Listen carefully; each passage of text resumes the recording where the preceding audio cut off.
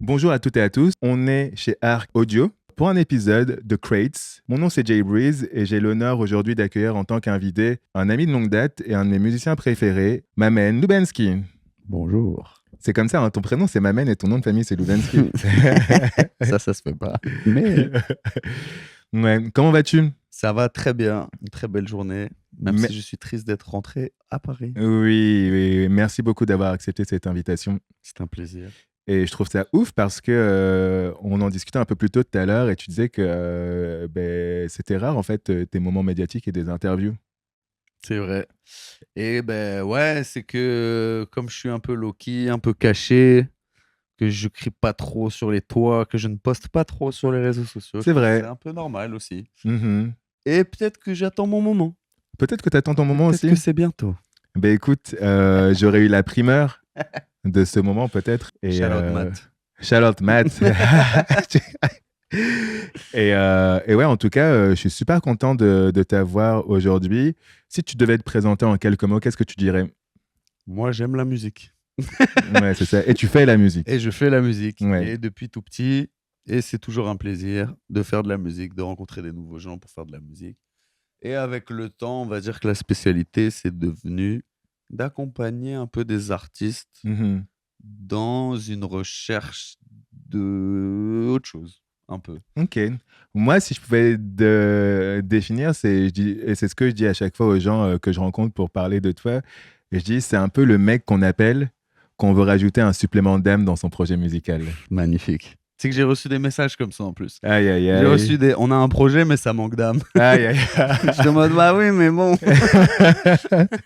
Comme je disais, on est amis de longue date. Je crois que ça fait plus d'une quinzaine d'années qu'on se connaît. Ouais, c'est ça. Ça doit faire 16-17 ans qu'on se connaît. On était au collège ensemble. Effectivement. Bon, après, on a 1 an de différence et j'ai 1 an d'avance. Donc, on n'était pas vraiment potes au collège. Il y avait un petit décalage. Quand j'étais en C'est troisième, des tu étais en années ou 5e. 2 ans. C'est Ouais, beaucoup. c'est beaucoup, ouais. Mais je me souviens de toi au collège. Et après, on s'est re-rencontrés quelques années plus tard. Et c'est à ce moment-là qu'on est devenus potes. Et oui. Et je me souviens très rapidement, tu m'as invité chez toi et on passait beaucoup de temps chez toi.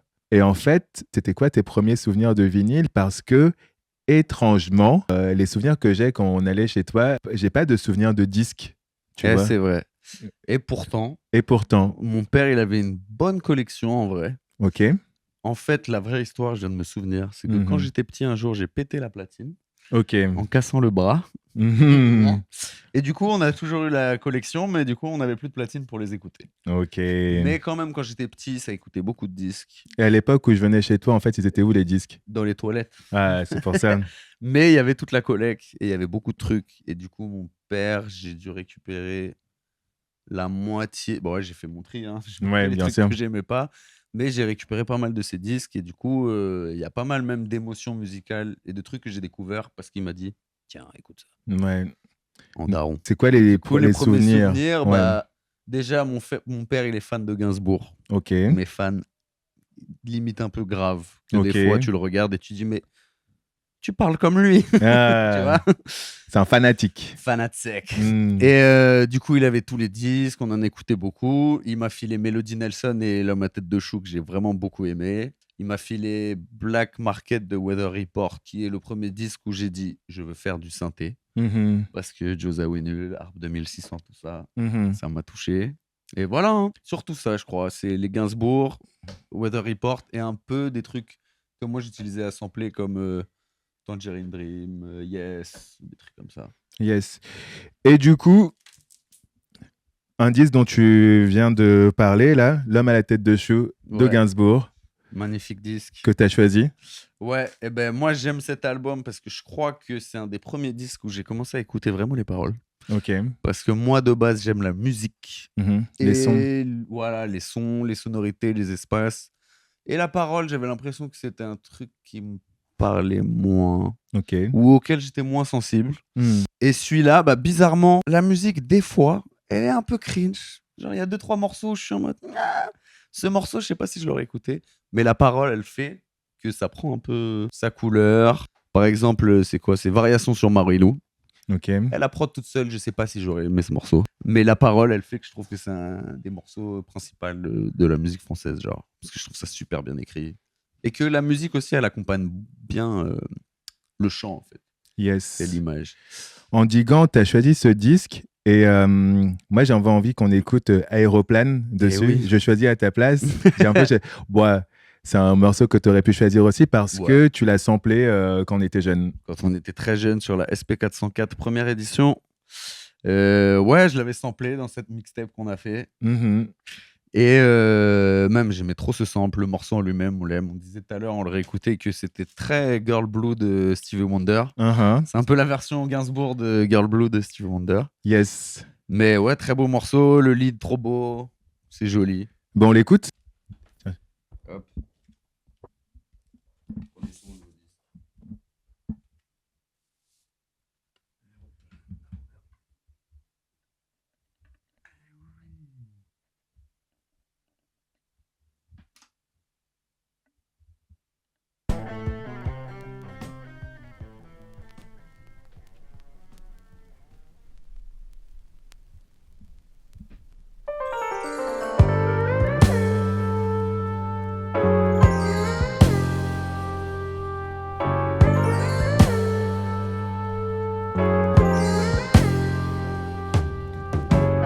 Marilou se fait des aéroplanes en repliant des dépliants d'agences de voyage, genre Cook, où l'on peut voir des pin-up à gros seins New Look sur fond d'azur de Louisiane. Elle est marrante. C'est une fan du Captain Cook. Elle a sur lui tout un pressbook, aussi sur Tarzan, dont elle est folle comme Jeanne. Je la vois assez l'enlacer, et lui, de liane en liane, pousser son cri en volapouc du côté de Pernambouc.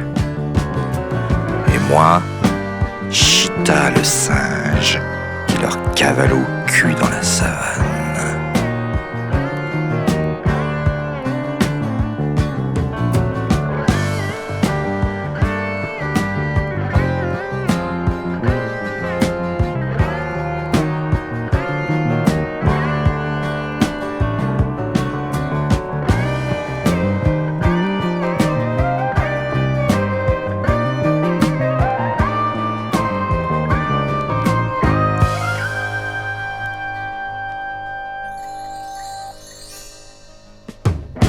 Pauvre idiote, tu rêves, tu planes, me traites de fauché, de plouc, de minable, d'abominable bouc. Qu'importe, injures un jour se dissiperont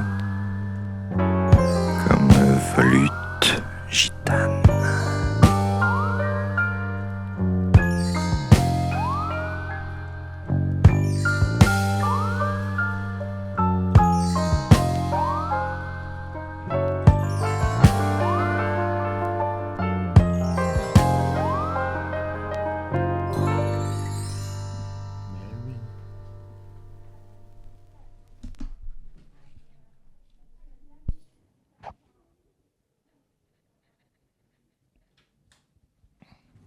Un bien beau morceau.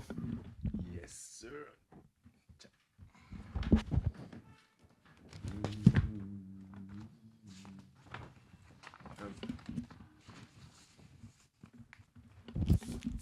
Aéroplane de Gainsbourg, extrait de L'homme à la tête de chou, paru en 1976. Ouais, un classique, hein. Tiens, je vais le récupérer. Et ouais, ça c'est un disque, je me souviens, qui était sur ton bureau à un moment. Ouais, à fond. Ouais, ça me rappelle de beaux souvenirs, ça. Bah en vrai, lui et l'homme à la tête, lui et Melody Nelson, je crois que c'est mes préférés de Gainsbourg. Parce qu'il y a le truc d'histoire. Parce que les deux, c'est des histoires du début à la fin. Concept album au final. Yes. Il n'y avait pas trop ça. Et ça se fait plus trop aussi les disques où vas-y, tu fais de la musique instrumentale et dessus tu chantes pas mais juste tu blablates. Ouais. Bah, ouais, il y a eu le slam, mais c'est autre chose. Ouais. C'est moins mon truc. À la même époque, tu avais Léo Ferré aussi. Mhm. Je sais pas si Ouais, tu te c'est vrai. souviens, il y avait On un disque écoutait un Je peu. t'aimais bien, tu sais. Mhm. J'ai une anecdote d'ailleurs avec toi là-dessus. Je sais plus où on était, mais pour être un peu grand public, je dirais que on était dans un environnement genre de fête, où pareil, on mettait de la musique qui correspondait pas vraiment à un environnement de fête, et c'était très C'est bon. enfumé. Moi, on va dire, il y avait de la brume, et on avait écouté 2 disques, et j'avais Ah ouais, ça vraiment. me dit un truc, je me souviens. Il y avait ce disque de Léo Ferré, et il y avait Uhum. aussi Mad Villain qu'on avait Eh écouté. oui. Et en fait, je crois que c'est ce jour-là où j'ai vraiment compris ces 2 disques-là. Mhm. Et Je me j'étais genre souviens, ouais. vraiment en mode, tu sais, genre, Touché. ouais, Ouais, c'était ouais. intense aussi, tu vois, genre la musique, elle était vraiment rentrée. Mais C'est la c'est ce que brume, ça ça. fait, ouais, c'est ça, c'est ce que ça fait parfois. Mhm. Mais pour revenir un peu à ce que tu disais un peu plus tôt, donc du coup, ton rapport avec les disques et même ton rapport avec la musique, ce qui est très important pour toi en tant que musicien, c'est notamment lié à un rapport avec ton père qui t'a filé des Ouais, disques, en qui m'a fait. filé des disques. Mhm. Parce que lui, franchement, il avait une bonne collection. Il aimait des trucs un peu spéciaux. Brigitte Fontaine, par exemple, c'était une de ses artistes préférées. Mhm. Petit, j'adorais. Tu connais quand t'es ado, ça peut te cringe quand ton père il écoute des trucs bizarres. Donc Ouais. j'avais un petit rejet, mais j'y suis revenu. Mhm. Et j'ai kiffé que c'est poétique, que c'est un peu aussi pas carré, que c'est un peu.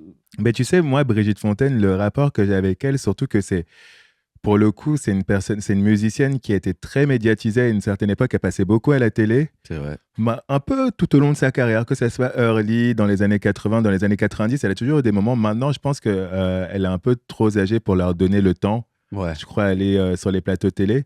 Et à chaque fois, tu sais, genre, Brigitte Fontaine, à chaque fois qu'elle faisait des interventions pardon, sur les plateaux télé, j'avais l'impression que c'était la personne qui était la plus présente, en fait. Ouais.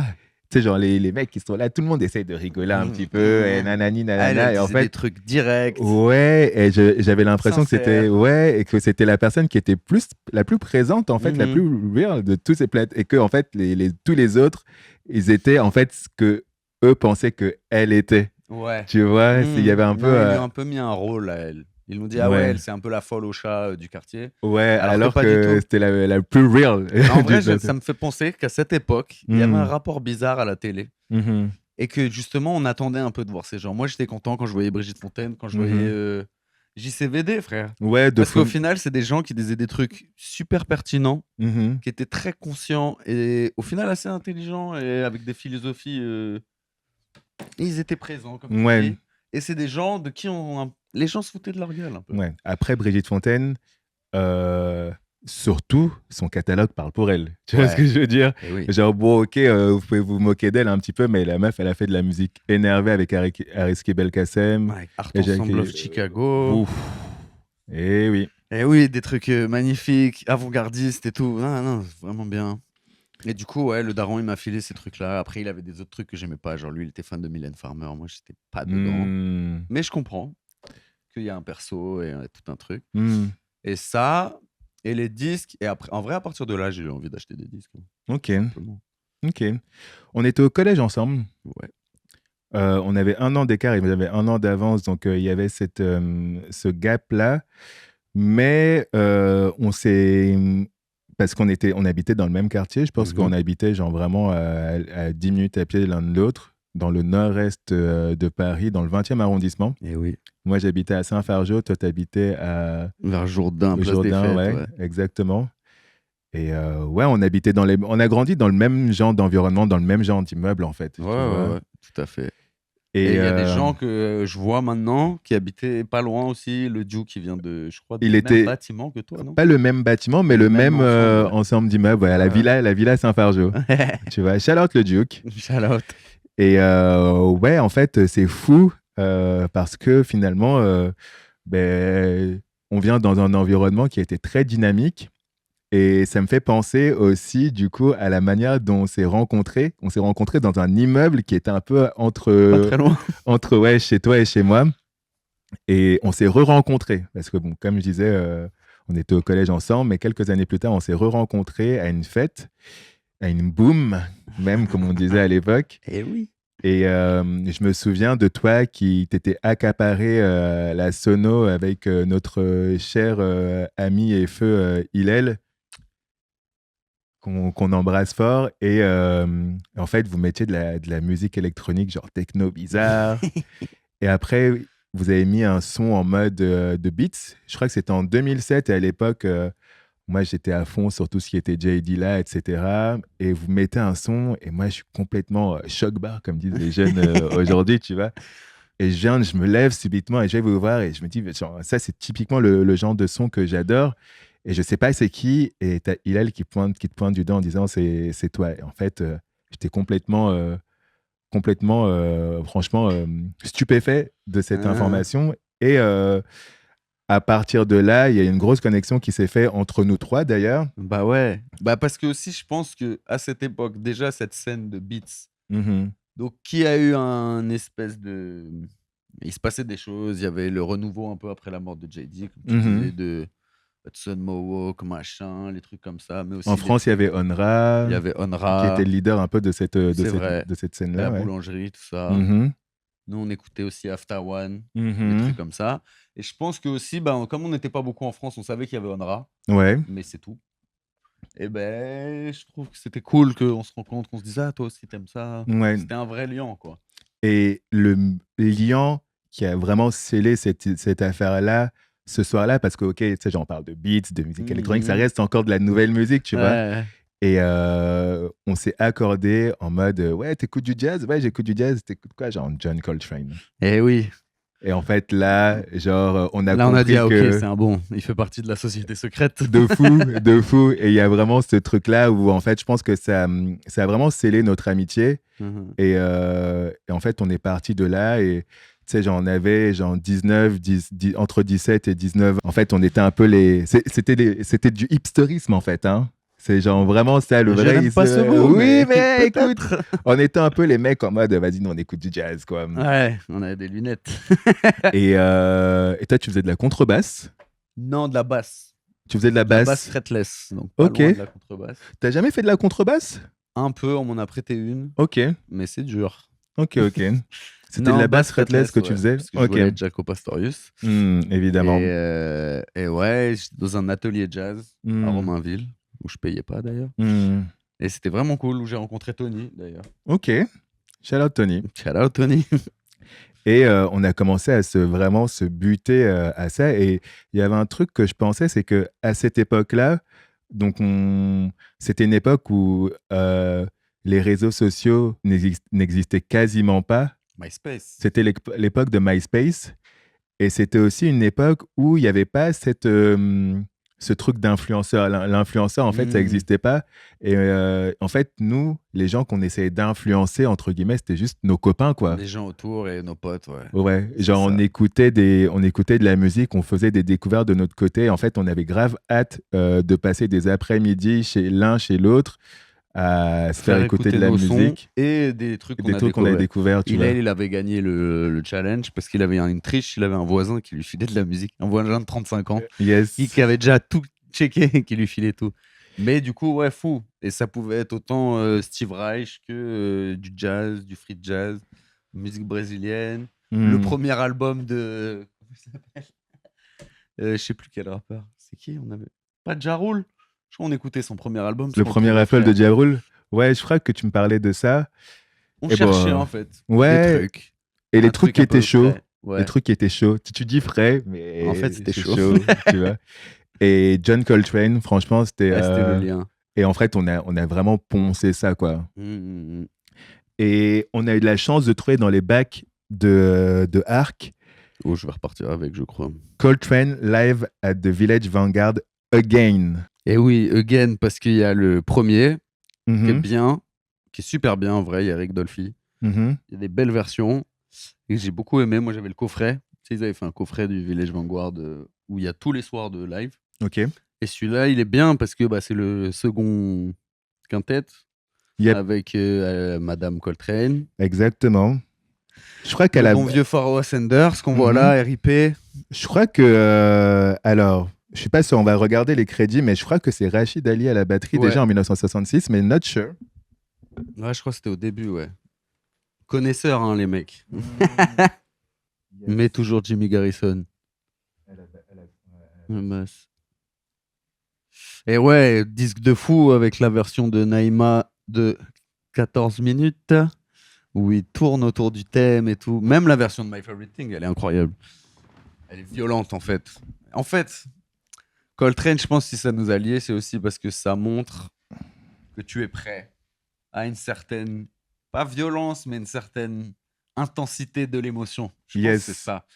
C'est que ça, c'est du free jazz, hein. Absolument. Et c'est que nous, ça nous passionnait cette musique parce que je pense que c'est, pour moi, c'est un peu le comble de l'expressionnisme, un peu. Enfin, Mhm. des trucs où c'est vraiment intense. Alors, est-ce que c'est vraiment free ça déjà? Parce que bon, tu sais, genre, tu sais, moi je suis ethnomusicologue, j'aime bien Les tous ces termes. trucs-là, les termes. Moi, je C'est déteste les termes. c'est avant-garde, hein. Ça va Oui. pas dans tous les sens. Oui, celui-ci. et c'est des morceaux, ils jouent des morceaux qui existent. Ouais, ouais. Et Mais- les thèmes sont reconnus, etc. Ouais, y a mais des bon, thèmes, il y a c'est vrai, du c'est vrai. travail sur la matière. Et Sur le rythme, c'est Rachid Ali, du coup, le rythme, c'est flottant et tout.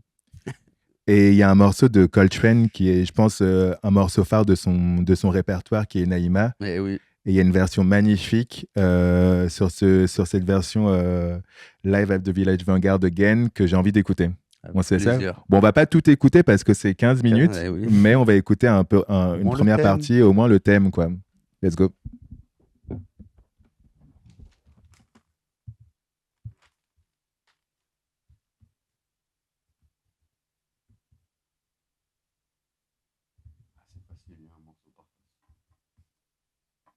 Il y a un début de My Favorite Things. Je crois que c'est une intro de contrebasse.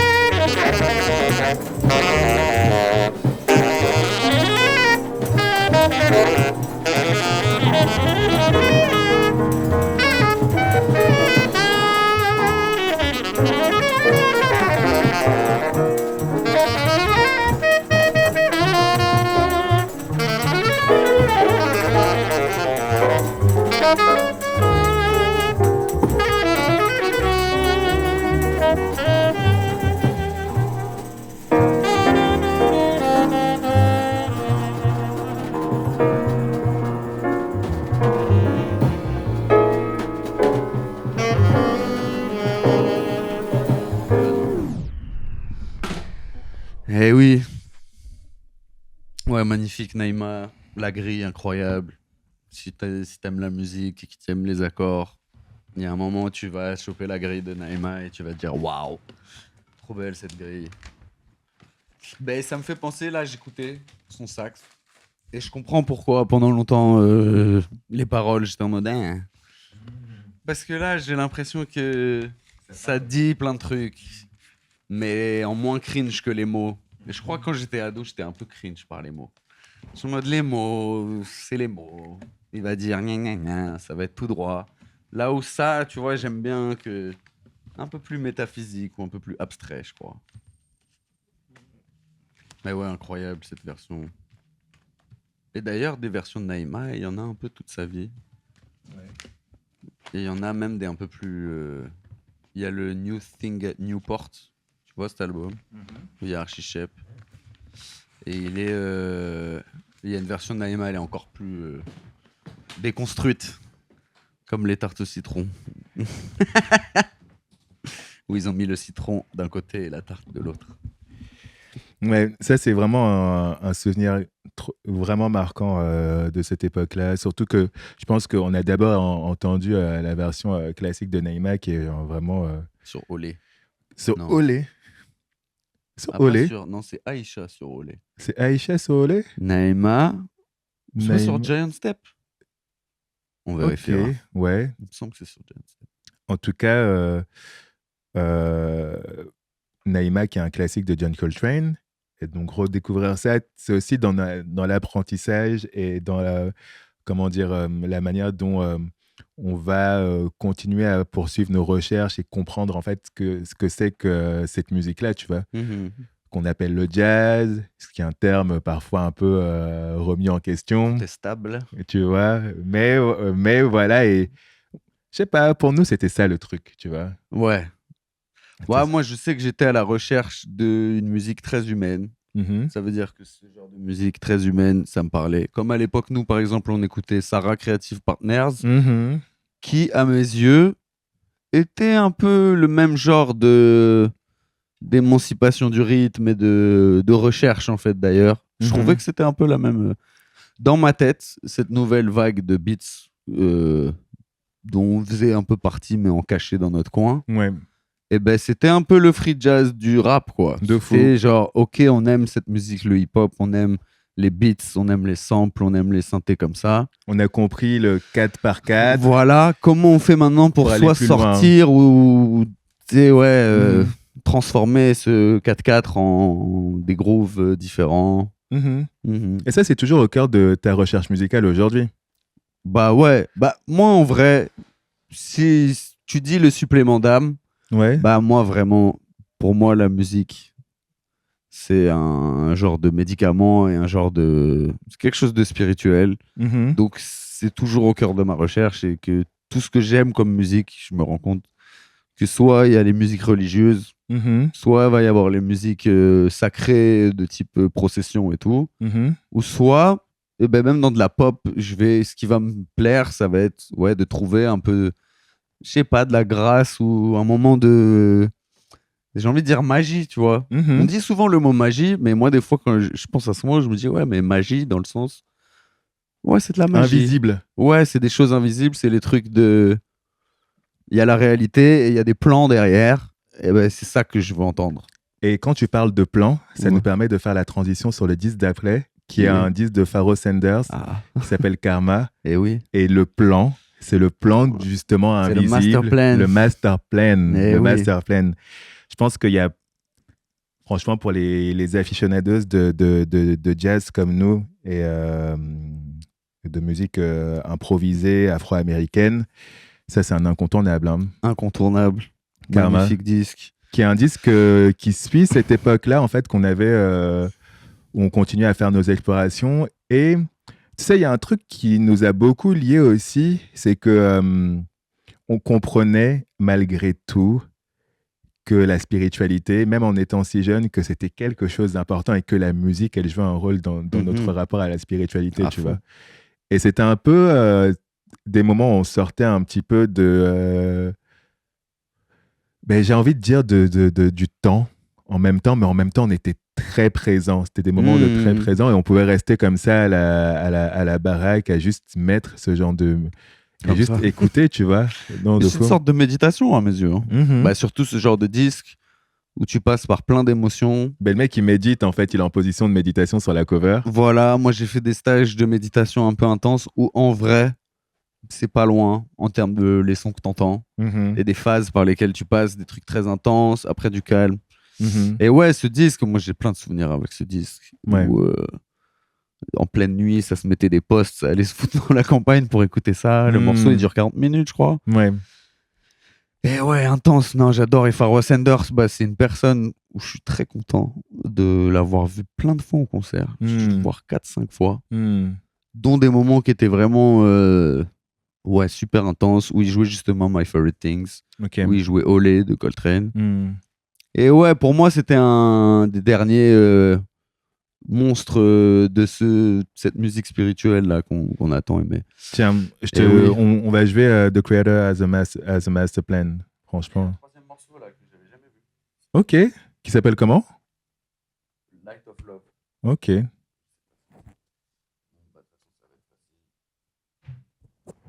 Il est sur la pochette, mais il est pas sur le...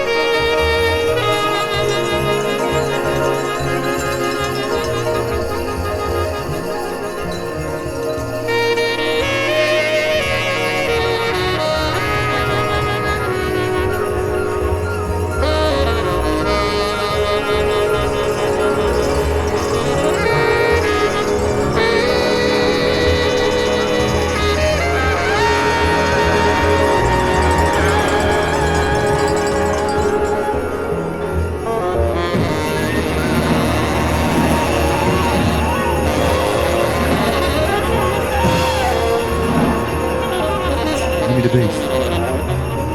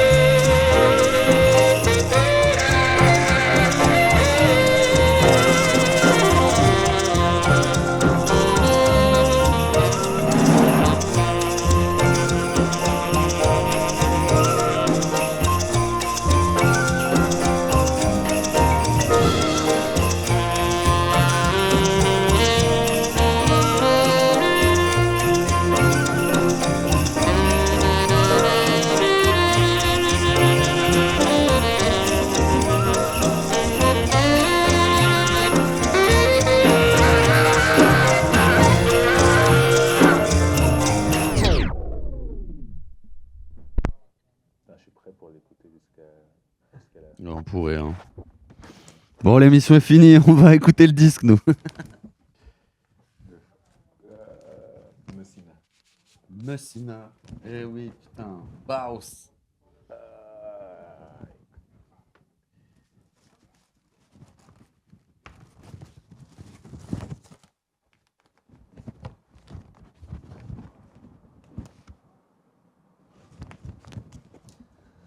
Ah ouais, j'étais touché quand il est décédé, Pharoah Sanders. J'ai pris une nuit où j'ai écouté tous les classiques. J'écoutais ça. Il y avait une vidéo sur YouTube où il joue dans un tunnel avec un mec avec... comment t'appelles? Un instrument indien où c'est un clavier avec un soufflet derrière. Je sais plus, c'est pas une tabla. Je sais pas comment ça s'appelle, mais il y a un mec qui a ça, il fait des pads, lui il joue, incroyable. Bah en vrai, je me souviens ce disque, GTA, pour ceux qui se souviennent, comment ça s'appelait? OCD? Le truc qui vendait des CD d'occasion là. Oui, je vois, à Bastille. Et moi j'avais Tembi de Pharoah Sanders. Et dans Tembi, il y a le deuxième morceau qui s'appelle Red, Black and Green, qui est vraiment bien. Bah là on peut dire free. Hein. Ouais. Bien. Et ça m'avait marqué, mais d'une manière vraiment intense. Genre ça m'avait fait un truc ce morceau. Et du coup j'étais en mode je veux retrouver ça. Est-ce qu'il y a d'autres morceaux qui font ce même truc de. Des choses très belles, et après ça passe par des phases super dark où t'entends. Et ensuite il y a un peu de lumière qui revient et tout, donc c'est des trucs, des mouvements spéciaux, ouais. Du coup, tu étais allé chez ton disquaire, tu lui avais dit que tu aimais bien Tembi et tu lui avais demandé s'il avait Ouais, quelque j'avais chose. cherché dans Pharoah Sanders, et tu sais, tu pouvais les Yeah. écouter là-bas. Yes, sir. Donc du coup j'avais écouté, j'ai entendu genre peut-être les 10 premières secondes de ça, j'ai dit ouais c'est ça, et je l'ai pris. J'ai une question pour toi. Ça, c'est un disque, par exemple, qui est important pour notre, enfin, de notre jeunesse. C'est fou parce que bon, il est sorti 20 ans avant qu'on apparaisse sur Terre. Mais c'est un disque qui est important pour nous dans la manière dont on apprécie la musique et le choix et notre formation musicale, en fait. Tu vois, que ça se fait en tant qu'auditeur ou en tant que musicien. C'est important pour toi de se dire, vas-y, en fait, ça, c'est un disque qu'on avait quand on était plus jeune, qu'on avait peut-être en CD, mais genre, maintenant qu'on gagne un peu de sous, etc., on va le retrouver en vinyle. À fond. Et pourquoi, en fait? Bah, déjà, il y a ce truc un peu daron de me dire. Bah, déjà, mon daron, il m'a filé des vinyles. Et il m'a fait découvrir des trucs comme ça. Et ces disques, je les ai toujours. Et du coup, il y a le petit souvenir avec, il y a tout ça. Et il y a ce truc un peu de. Moi, j'avoue, si j'ai un gosse, ça me ferait chier de lui dire écoute ce disque et de lui envoyer un lien Spotify, tu vois. C'est que là, il y a l'objet, tu le prends, tu regardes qui a joué dessus, nanana. Il y a une image, la pochette, tu la vois, elle est grande, tu peux regarder. Il y a les liner notes. Voilà, et même, bah, c'est un moment que tu dois passer. T'as plus envie d'écouter l'album en entier déjà que de mettre un seul titre parce que c'est plus galère d'accéder au titre. Donc tu vas mettre l'album en entier, tu passes un moment avec. Et ouais, puis de toute façon, maintenant, j'ai eu cette petite passion des albums que j'aime vraiment. J'ai envie de les avoir en vinyle. Ouais, Je peux trouver des pressages anciens. Ouais. Et ouais. Et du coup, moi, ce qui est marrant, c'est que ma platine, elle est pas chez moi. Elle est au studio. Yes, sir. Mais ça va être justement arriver au studio. Je vais arriver, je vais me poser et je vais écouter des disques pour me mettre dans l'ambiance. Ou bah, par exemple, si j'ai une tâche un peu particulière, je dois bosser sur un son précis. Je vais me mettre un peu j'allais dire un cloud, mais un univers. Je me crée l'univers. Si je dois faire un son un peu industriel, j'ai ce disque de Throbbing Gristle, je vais l'écouter. Cette sonorité. Donc, autant je vais les écouter en mode pour m'inspirer, ou autant vraiment, des fois, je chill, je suis au studio. Et je passe. Mais c'est un moment. Et c'est ça que j'aime, je crois, ouais. Et du coup, ouais, plein de disques qui sont des classiques que j'écoutais ado, j'ai envie de les avoir en vinyle pour l'avoir et aussi je pense pour le transmettre. Ouais, c'est trop cool parce que à la fois, ça participe d'un rituel d'écoute, mais ça rentre aussi dans ton processus de création. À fond, à fond. Bah, typiquement, je te disais, on fait un truc industriel, j'écoute Throbbing Gristle, bah, c'est vraiment arrivé que on bossait avec un artiste, là, on recherchait justement dans ce truc de la musique industrielle, la musique un peu post-punk, enfin, tous les trucs d'une époque où les gens, ils avaient pas trop d'espoir, j'ai l'impression, où ils faisaient de la musique très abstraite et très... mais en même temps super belle. Et ben, t'écoutes, Et au final, tu dis, mais attends, elle est super chaude cette basse. Mhm. Bah, moi, la platine, elle est directement branchée dans la MPC. Yep. Donc, du coup, bah, j'ai aimé. Hop, j'allais dire, je rembobine, puis je le prends et on Ouais. continue l'écoute. Et il y a un peu de ça, ouais. Mhm. D'ailleurs, j'avais capté qu'il y a un son de J-Lib où c'est un sample de Throbbing Gristle Ok. que je ne savais pas, que Ouais. j'ai découvert. Ça aussi, il y a cette magie. Bon, ça, c'est pas forcément lié au vinyle, mais quand même un peu. On a toujours ce kiff de retrouver des samples. Bah écoute, ça nous est arrivé tout à l'heure qu'on diguait parce que je te faisais écouter un disque de Kool and the Gang parce que tu voyais pas trop cette époque Ouais, de le Kool tout and the début, Gang. ouais. C'était un disque de 1969 de Kool and the Gang et je te disais, oh, tu devrais checker ça, regarde. C'est une vibe un peu latin funk qui est pas celle à laquelle on associe généralement Kool and the Gang ou Mhm. plutôt on peut caractériser Kool and the Gang pour le grand public comme du boogie funk. Mhm. Ouais, c'est ça. Et en fait, on écoutait ce disque et en fait, on tombe sur un sample, genre par surprise. Moi, j'étais déjà je retombais dessus, mais j'avais oublié. Et on retombe sur un sample par surprise de D'Angelo d'un morceau. En fait, c'est même pas un sample, Ouais, c'est ils ont fait une l'inspiration. reprise Ouais, une quasiment. Ouais. reprise où c'est particulier. Enfin, ils ont bouclé un moment du morceau. Ils Ouais, ont fait. et on en fait le truc. Et c'est toujours trop cool de. Bah, j'ai vu ta tête en fait, et j'aime cette tête. Ah, ben oui. Et ce moment-là, Mhm. ah, Et tu sais, tu vois, genre, c'est vraiment un truc de, bah, tu t'appuies sur play, tu laisses couler, et en fait, tu il y a vois. un truc qui se passe, ouais. Et ouais, tu parlais de J-Lib, et R.I.P. J.D. là, qui est Tous les jours. un de nos dieux, en fait, un de nos dieux de la musique. Référence de fou. Ouais. Et ben, J.D., nous, après sa mort, on a vraiment créé un culte autour de lui. Bon, on allait à tous les événements, tu sais, genre, tu vois, genre, Thank you, JD. Thank you, Ce JD. qui est fou, c'est qu'ils ont fait dans plusieurs pays en plus. Parce qu'on Yes. était allé à Amsterdam, Mhm. on était allé à Paris. D'ailleurs, Mhm. c'est Forlani qui faisait. Shout out Emmanuel Shout out Forlani. Ouais, si tu sais, genre, ça serait L'ancien. l'ancien de fou. T'es invité, Emmanuel, je t'invite. Viens. Écoute, viens ici chez Arc. Et je me souviens de photos dingues. Ouais, trop bien. Ouais. Bah, en plus, parce qu'il est mort, du coup, il y avait tous les sons non sortis. Ouais. Et c'était tout le truc. Nous, on était à fond, les beat tapes. Mhm. Limite, moi, il y a un moment donné où j'étais vraiment fan de JD, presque plus pour les beat tapes que pour les morceaux qui Absolument. étaient sortis. D'ailleurs, il y a un très très gros travail, un travail très rapide qui a été fait par de JD Estate et sa mère pour sortir tout ça Ouais. en fait sur les plateformes de C'est streaming bien. et capitaliser dessus sans que tu vois ça tourne. Mais donc il y a tous ces trucs là qui sont sur les. Mais c'est plus dans le même ordre et du coup, nous, on est perdu parce qu'on était habitués à 3 beat tapes qui étaient sortis de la MPC direct d'ailleurs. Mais JD, feu producteur, légende de la musique et du hip-hop, qui a notamment émergé grâce à A Tribe Called Quest. Et oui. Et ça, dans la deuxième partie des années 90. Ouais. Et notamment sur ce disque. Disque fou. Ou ça fait un changement un peu, pas radical, mais il y a un gros changement, je trouve, par rapport au reste de Tribe Called Quest. Ouais. De leur discographie. Absolument. Ben, JD, il a commencé à collaborer avec eux sur Beats, Rhymes and Live, qui est l'album juste avant. Qui est quand même, c'est des beats plus boom bap. Ouais.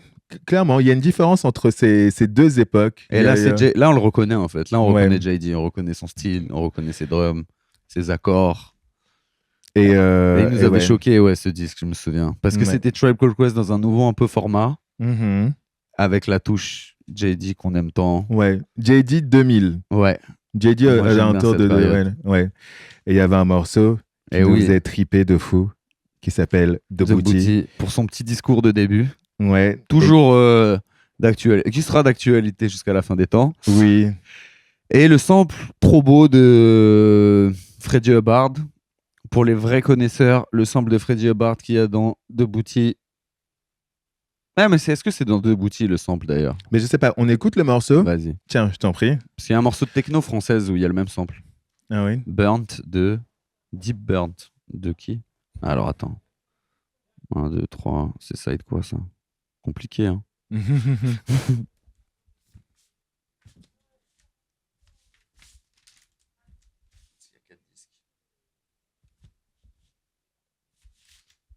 Ah non, c'est The Love, le sample de. Bah, va. Ah ouais. Et on jouerait pas de Love sinon? Parce que j'aime bien de Love. Je crois que je peux le faire. Vas-y. Vas-y.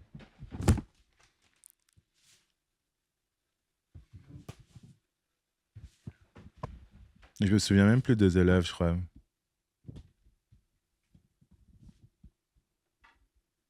Il y a plein de morceaux. Cet album, il est particulier dans la discographie de Tribe. Parce que c'est un peu leur album blanc, en fait. Tu sais, comme celui des Beatles, c'est leur album blanc. Et c'est un peu genre... Attends, juste avant, je finis... Ouais, my bad. T'inquiète. C'est un peu l'album où Tribe Called Quest, c'est plus un groupe.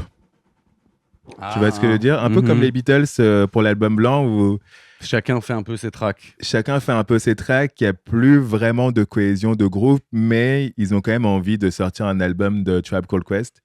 Et ça donne un peu ça avec JD qui a son... C'est un album de JD aussi. JD, carrément. Et c'est un peu JD qui met tout le monde d'accord pour quand même continuer à faire Tribe Called Quest. Et il y a eu un album après? Il y a eu un album après, mais genre 15 ans plus tard. Qui est celui qui est pas si vieux là. Ouais. Qui est très chaud aussi d'ailleurs, que j'aime beaucoup aussi. Let's go. Let's go.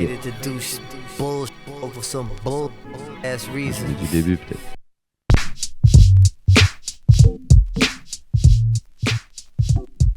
Against the World. Et j'ai totalement samplé toutes les batteries toutes seules de cet album pendant des années, évidemment. So many people right now motivated to do bull over some bull ass reasons. But we about to put it inside of a love perspective, like love. We do it all for the love, y'all. Yeah, we do it all for the love, y'all. Whether white, black, Spanish, ain't a thug, y'all. We do it. Je dois intervenir. J'ai dit une grande passion qui m'a fait ça là, le filtre. Parce que le sample, c'est un orchestre. Et là, il a filtré en faisant que le pic du low pass, il bouge et il fait une mélodie. Et ça m'a toujours passionné. Je trouve ça incroyable de faire ça. Et encore maintenant, il n'y a pas grand monde qui utilise cette technique.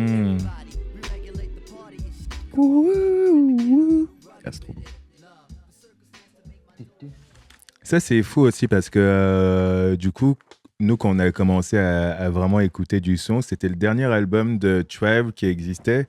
Je pense que pour les gens qui ont grandi dans les années 90 et qui écoutaient du Tribe, c'était un album un peu bizarre. En mode, c'est la fin, c'est le dernier un peu, on dirait. Ouais.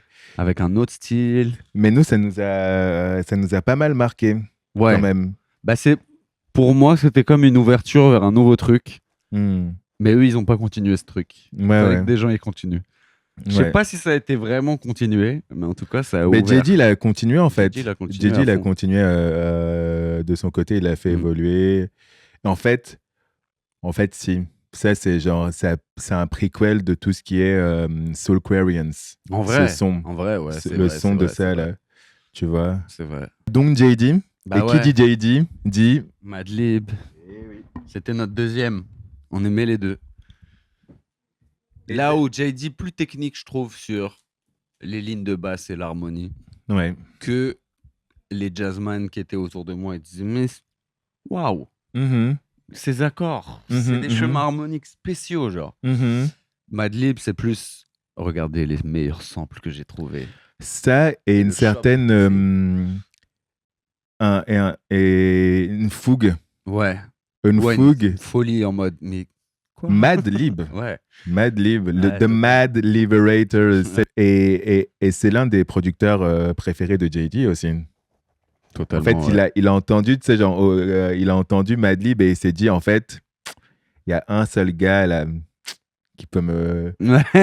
qui peut me tester. C'est lui. Et en fait, il faut qu'on collab et je suis grave fan de lui. En fait, ils ont émergé à peu près au même moment. Et en fait, je pense que comment JD est tombé dans Madlib et sur Madlib, c'est avec Lootpack, non? Lootpack, ouais. Parce que déjà, j'ai réécouté quoi? J'ai réécouté un album où il y a un son de shout-out Uh-huh. Et il dit déjà Lootpack, Ouais, assez tôt. ouais. Et c'était ça, en fait, les deux, ils faisaient du boom bap très inspiré, du coup, par leurs prédécesseurs, Pete Rock, DJ Premier, mais ils avaient un groove, en fait. Un groove différent, ouais. Ils avaient un groove différent, en mode, ah oui, j'ai capté un truc. Lui, il a capté un truc, on le fait différemment, mais il a capté un truc, tu vois. Et on a aussi, après, l'évidence, c'était l'album J-Lib, qui nous a vraiment permis... Et celui-là, je l'ai vu sortir en plus. Ouais, qui nous a vraiment mis dans ce truc de, ah ouais, il y a une connivence entre les deux. Mais en fait, nous, dans le développement et dans ce qu'on aimait, on a vraiment suivi les deux ensemble. Et parfois, je me demande qui j'aime le plus entre Madlib et JD. Mais bon, Madlib a la bénédiction d'avoir vécu plus longtemps, donc d'avoir tenté et testé plus de choses, en fait. C'est vrai. Et ouais, hein, notamment l'album Hommage de Madlib à JD, Deal Beaters. Ah ouais, le beat conductal. Ouais. Il était bien, je l'ai réécouté il n'y a pas longtemps. Ouais, Deal Beaters et Deal Cosby, où il refait des beats. C'est où très... il sample des mêmes morceaux ouais. dans un autre son. Où il prend des... Exactement, il reprend des techniques. Genre vraiment, c'est un très très bel hommage. Ouais. Un très très bel hommage. Et mais Madlib, quoi, qui a... on peut mettre ce débat et créer ce débat qui a fait peut-être le plus grand album de hip-hop de tous les temps, à savoir Mad Villainy. Ah ouais, on était fous de ce disque. Hein. Ouais, et les gens encore aujourd'hui, tu sais que... je suis grave content, ça. Tu sais que Mad Villainy, je crois qu'il est disque d'or, il a été disque d'or l'année dernière, ou cette année. Ça, hein. Ouais, mérité. Mérité de ouf. Ça fait plaisir. Hein. Il y a un regain d'intérêt sur ça. Parce que c'est un album de ouf. Pareil, encore un peu album concept avec une histoire et tout. MF Doom, il écrit, c'est. REP MF Doom aussi, ouais. Vraiment impressionnant comment il écrit. Et ça va trop bien ensemble, en fait, les deux, je trouve. Et il y avait un élément de la musique que nous, on aime beaucoup et dont on parlait un peu plus tôt, c'est que tu captes que c'est complexe, qu'il y a de la prise de tête derrière le processus créatif et derrière la manière dont les morceaux sont faits, mais c'est digeste en fait. En fait, c'est facile à manger. Exactement, mais c'est de la grande gastronomie. Exactement. Et Mad Villainy et Madlib, c'est un peu ça, et c'est un personnage, un grand personnage de la musique. Et quand je vois son parcours de carrière et comment il est célébré aujourd'hui, je suis super content parce que c'est mérité, quoi. C'est charmé. Il a su rester lui-même en plus. Ouais. Ça se voit, c'est lui, hein, il est low-key dans son studio. On n'entend pas trop parler, mais il sort des trucs. Et il sort des trucs qui font... Il a eu des gros succès récemment, quoi. Ses albums avec Freddie Gibbs, notamment. Avec Freddie Gibbs, c'est trop bien. Et ça marche super bien en plus. Absolument. Et puis, il y avait, comme on disait tout à l'heure, un morceau Kendrick Kanye, god damn. Produit par exactement, produit par Madlib. Trop bien le morceau, du vrai Madlib, sur un gros album. Et donc, nous, la découverte des disques et notre poursuite des disques vinyles est aussi liée au sample. Bah ouais, déjà tous les samples de Madlib, de JD, je me souviens, on les recherchait, on essayait de les trouver. Et au final, peut-être 50% de notre culture musicale, elle vient de là, en vrai. Absolument. Si moi, j'ai commencé à diguer Gentle Giant, le rock médiéval, le truc, Canterbury, machin, tout vient quasiment des samples de Madlib et JD. Yes. Et du coup, Mad Villainy, il y avait cet interlude qui est à la fin de Accordion, non? Oui, quelque chose comme ça. Je me souviens plus exactement. Ouais, je crois fin d'Accordion je crois que c'est entre Accordion et Mid Grinder. Ouais. Et un morceau qui nous a choqués. Et en fait, on entendait ces samples-là et on avait grave envie de savoir d'où ça venait et d'écouter aussi les morceaux originaux. Ouais. S'ils ont fait un truc, qu'est-ce qu'ils ont fait? Exactement. S'ils ont juste trouvé la loupe, ouais. Absolument. Et ça faisait particulièrement pour toi. Explique-nous, parce que donc il y a ce sample-là, et c'est un sample qui vient de l'album Uncle Meat de Frank Zappa. Et qui est Frank Zappa pour toi? Zappa, pareil, mon père il était fan de Zappa. Du coup, je crois qu'il avait quasiment toute la discographie de Zappa. Sauf Uncle Meat. Donc on n'a pas su. Moi, j'aime trop. Incroyable. Un génie, un mec qui compose d'une manière. Je pense que ça existe nulle part ailleurs. Et ce qui est marrant, c'est que ça, ouais, c'est une BO d'un film que je crois qu'ils ont jamais terminé. Du coup, le film, il a jamais vu le jour, mais il y a le disque. Et l'album, il est super bien parce que, en fait, comme c'est pour un film, il y a des thèmes récurrents qui sont joués par plein d'instrumentations, d'albums, et du coup, ouais, il y a ce sample de Sleeping in the Jar. Sleeping in the Jar. Ouais. Qu'on va s'écouter parce que voilà quoi, les souvenirs.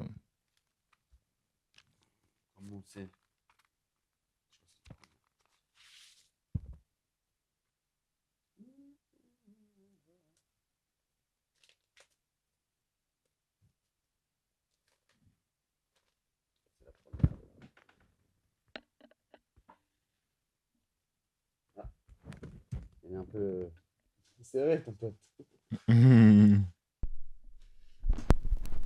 Trop bien.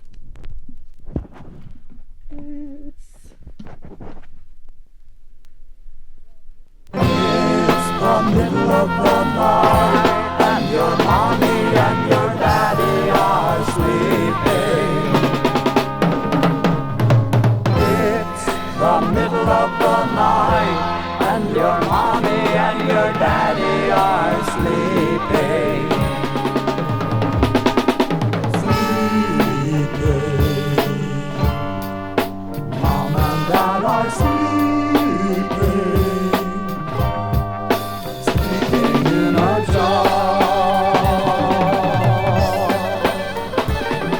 The jar is under the bed.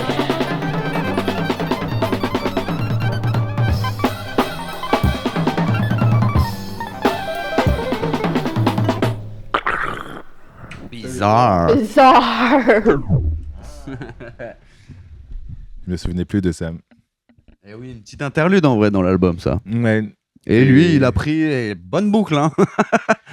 Il a pris un bon bout, hein. Je crois que c'est la même tonalité en plus. Ouais, franchement, il s'est pas trop pris la tête, mais tu vois, genre, effectivement, il y a ce morceau-là, il y a cette petite interlude-là, mais nous, en fait, on était super contents de tomber sur la version originale, quoi. Eh oui. Et la version originale, on la connaît aussi bien que la version samplée, quoi. Samplée, ouais, à fond.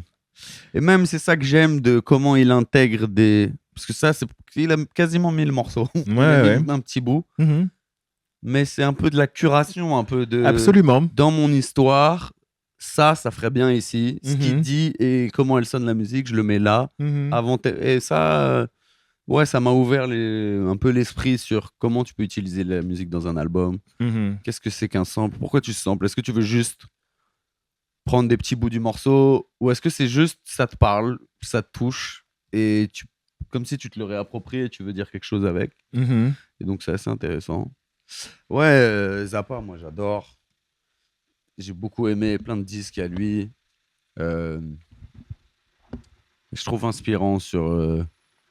tout ça en fait, un peu tous les disques qu'on a pris, c'est des disques qui n'ont pas trop de limites. Qui sont un peu dans des gars qui repoussent les limites ou qui cherchent à... qui sont un peu pas dans une démarche commerciale en vrai. Il y a le son de Tribe Called Quest qu'on a mis, de Love. Ils diront on fait cet argent, mais on fait ça pour l'amour. C'est un peu la musique des passionnés, quoi. Et lui, typiquement, il y a aussi ce truc de j'ai compris les règles. Ouais. Je sais comment faire des morceaux pop.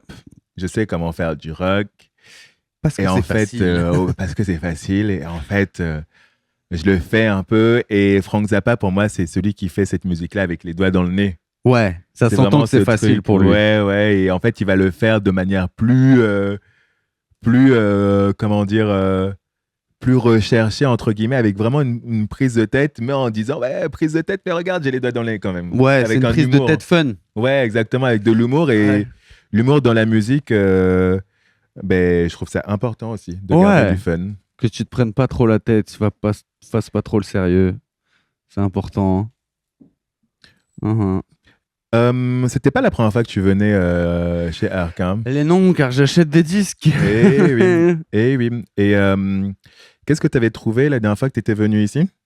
Alors, Je suis pas sûr parce que j'en achète des disques, Mhm. mais un de sûr, et j'ai pris Frontin de Pharrell fit Jay-Z Waouh. en maxi single. Yep.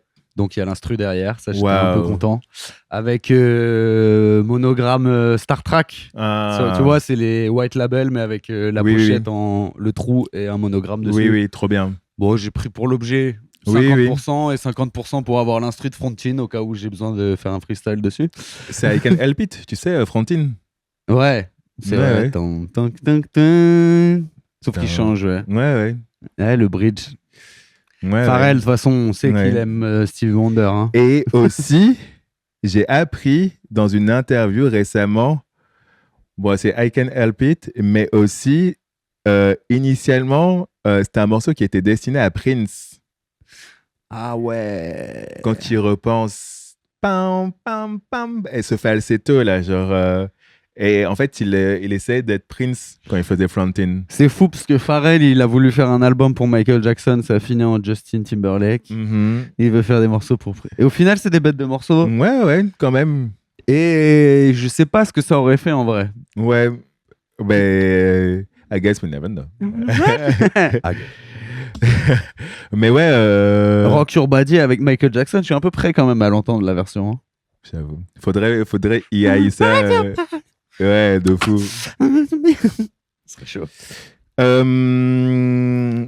On arrive déjà au terme de cette émission, Le temps passe vite. Quand on mais s'amuse. avant, en étant un passionné de vinyle, en grandissant et en ayant le vinyle important pour toi, qu'est-ce que ça t'a fait la première fois que tu as eu ta musique pressée sur disque comme ça et tu as eu un disque dans ta main avec ta musique dessus? Ah, c'est petite fierté, hein. T'es content. Même ça fait un peu un retour de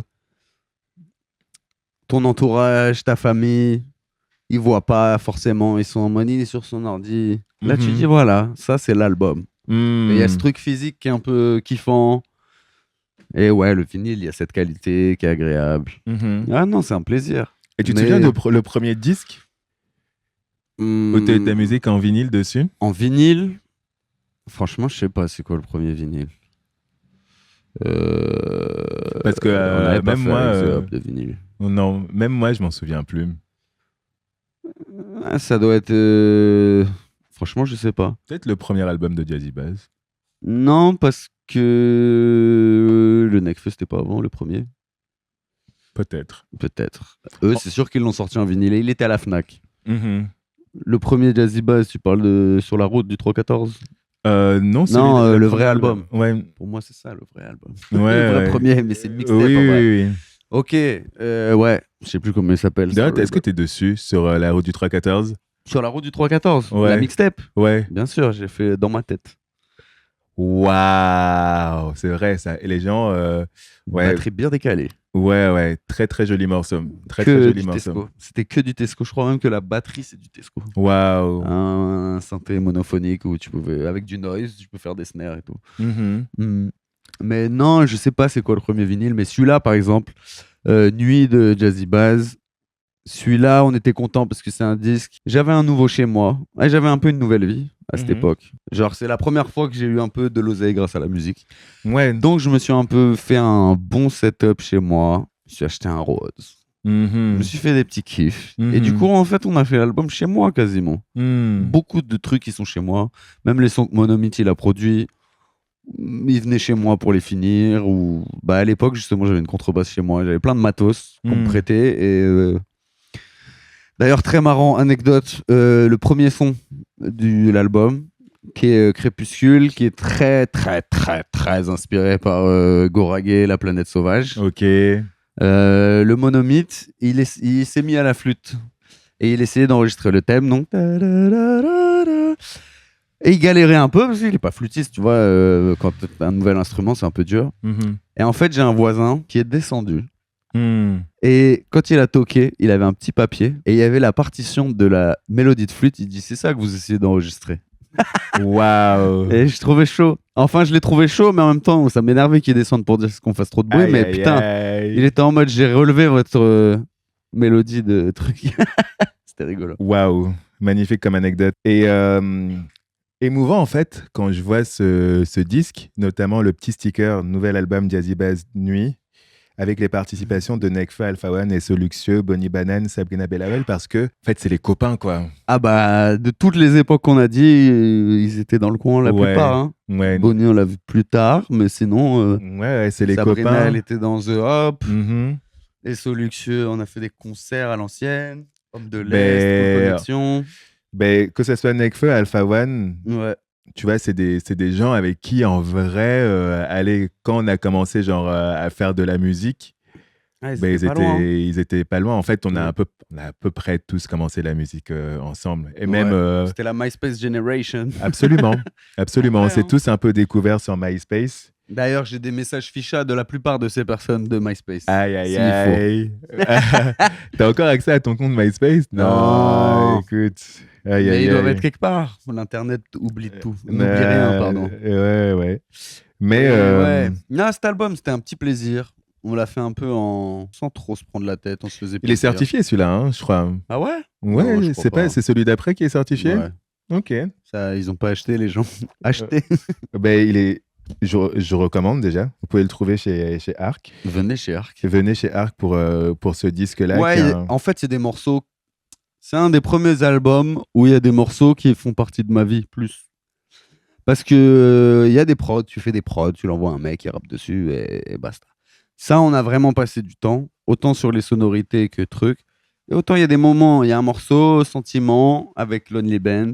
Mhm. Dans notre vie, il a du sens. Hmm. Ouais, pour des raisons d'embrouille, de gens qui se parlent et tout. Il Mhm. y a ces sons qui restent et qui parlent de trucs qui se passaient à cette époque. Donc c'est un peu. C'est un autre sentiment, quoi. Il y a ce truc un peu qui est le fil de conducteur peut-être chez toi de supplément d'âme, mais là, c'est encore plus deep parce que c'est vraiment une empreinte d'un moment et d'un Ouais. sentiment profond. Ah là, c'est vraiment une époque. Tu sais, genre, tu réécoutes ça, tu sais, genre, t'es là, genre, en mode, ah ouais, bon, les gens, ils peuvent pas comprendre. Toi, tu essaies de transmettre une émotion, mais là, en fait, if you know, you know. Ouais. Ah, moi, je Ouais. ferme les yeux, je Ouais. vois mon appart, je vois ça, qui y avait autour de nous, Hmm. qu'est-ce qu'on faisait, qu'est-ce qu'on aimait. Et moi, j'ai choisi un morceau de ce disque qui est un de mes morceaux préférés du répertoire de Jazzy Bass, mais aussi de ton répertoire, du coup, qui est le morceau Minuit, Mhm. featuring Sabrina Bellawel, et qu'on va écouter Et ouais. pour terminer en beauté Ça fait plaisir. cette émission. Shout out Sabrina. Shout out Sabrina, évidemment, gros bisous.